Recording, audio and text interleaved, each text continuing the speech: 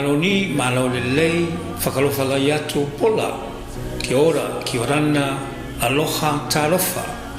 And welcome to another episode of Tagaloa Tradition Teachings, where we unveil the ethics, the principles, and the moral values of our spirituality, which are woven into our culture. So you see, when we live our culture in our daily lives, what we're doing is we're practicing our spirituality, which is pretty much what our ancestors did back in the day. The purpose of this podcast is all about decolonization, spiritual decolonization. And we start by placing back in its rightful place Tagaloa, the mana of Moana, in the soul of every son and daughter of Moana, because we believe it's from the soul that we are spiritually engineered, the thoughts that we think, the words that we speak, and the actions that we take. So, once again, welcome to Tagaloa Tradition Teachings, a Moana spiritual revival. Our topic for this week is commitment. Commitment. To be committed to something, it means, firstly, your focus is on that one particular thing more than anything else. Secondly, your priority is on it as well. And thirdly, it's something that you started and you're going to finish because you're going to see it through till the end. Commitment. And that's the kind of thinking, ambience we need to be in when we look at our identity. We need to be committed when we're talking identity, which is a topic that's very important, but it's hardly ever discussed or talked about in the family. It is discussed academically in papers, journals, and so forth, but it needs to get to the grassroots where the whole thing is alive and well, and that is in the home. Identity. And we're looking more towards the young people growing up in the diaspora who are struggling with the dual identity of trying, being loyal to the motherland, whether it be Tonga, Fiji, Hawaii, or wherever, Niue, Tokelau, trying to be loyal to the motherland and also trying to do the right thing by your second home, which is the place, your place of birth and where you are now raised. And it's like being torn between two lovers, because you got the motherland in one side and you got your second home of where you were born and raised. And it's finding that balance that needs to be acquired somehow, and it needs to start, I feel strongly, from us the parents. We need to tell the stories of how it was growing up in the islands. And I read on social media, not one comment against stories about growing up. Everybody at the end of their post, they would say things like, I wish we could go back. And things like, our children today don't know it, don't have it. They don't know and don't have it because we're not telling them the story. So that's part of the commitment with our children, struggling with a dual identity. Tell the story, because they're reading the story. But wouldn't it's almost like food, there's a home-cooked meal. Wouldn't it mean more coming from you, say the mom or the dad? Maybe before evening prayers, you sit down and then you tell a story. Because reading those stories, like I said, there's not one negative comment about the stories of when you were born and raised back in the motherland. Things like being spanked, and you laugh about it. Things like being belted. And there's none of this discipline today where you go to your room or you stand in the corner. Very important that we tell our story. We need to commit to telling our story. It's part of our culture. It's part of our oral tradition. We're not continuing the oral tradition. Our ancestors did. They handed it down to us. And it seems like the link is broken by me and you. And that's why our children are torn between two lovers, are struggling against their loyalty to Tonga, Fiji, Niue, Tokelau. But they need to do the right thing by their place of birth. New Zealand, Australia, America, wherever it may be. So the ball is in our court. Tell the story before someone else tells it for us. A thought comes to mind.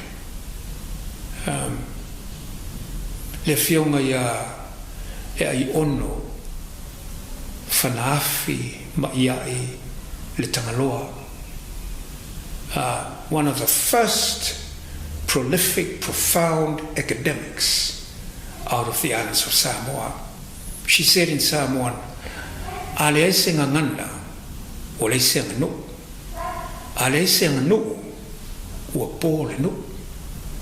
Translates into English, and I think it works the same. This proverbial expression was about Samoa, but I think it's relevant to all the island nations of Moana.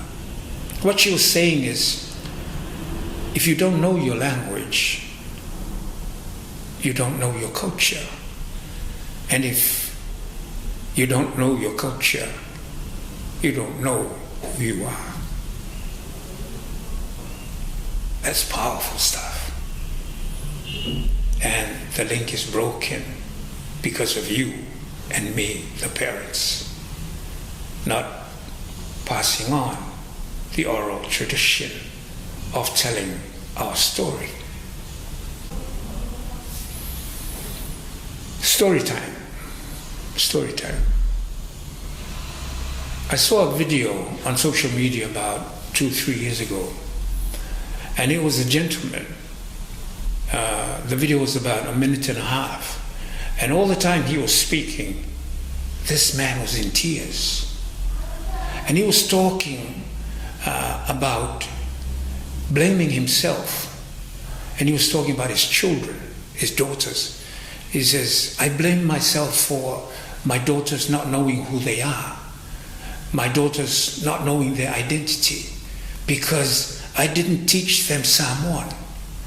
And all of a sudden I'm finding my daughters on their own, in their room, reading the Bible, trying to understand Samoan. And here I was, right next door."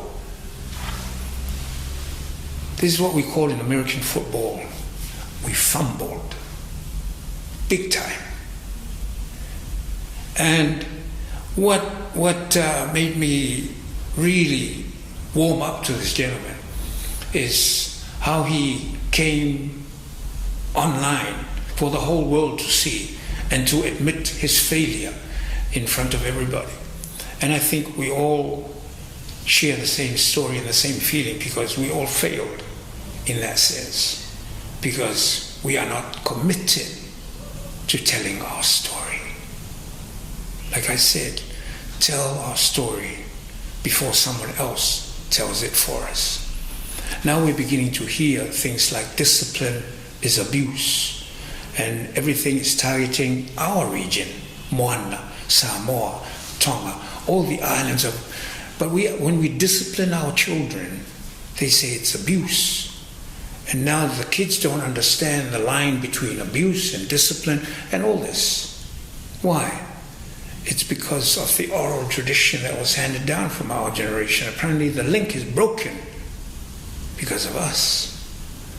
So we must commit ourselves to telling our story. Tell them how it was growing up in the village.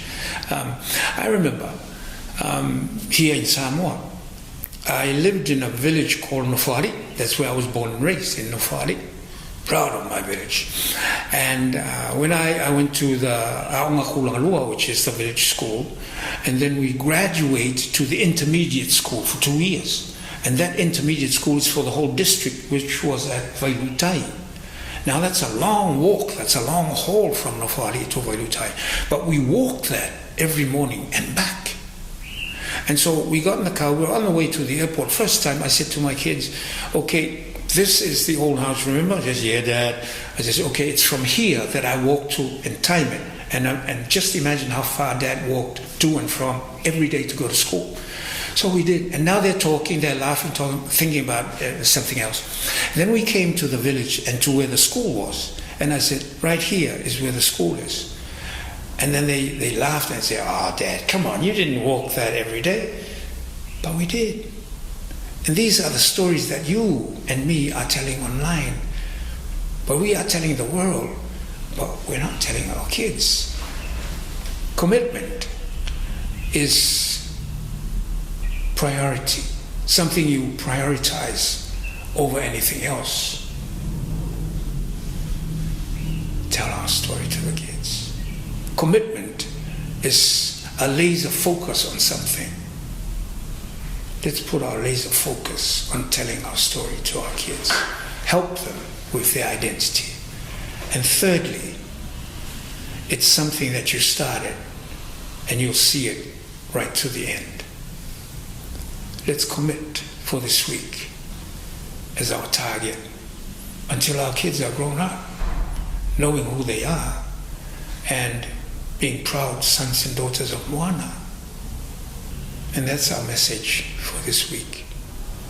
Let's be committed to telling our stories of how we were raised in the motherland so the children can understand why we say things the way we do and why we discipline and do things the way we do, so they would understand.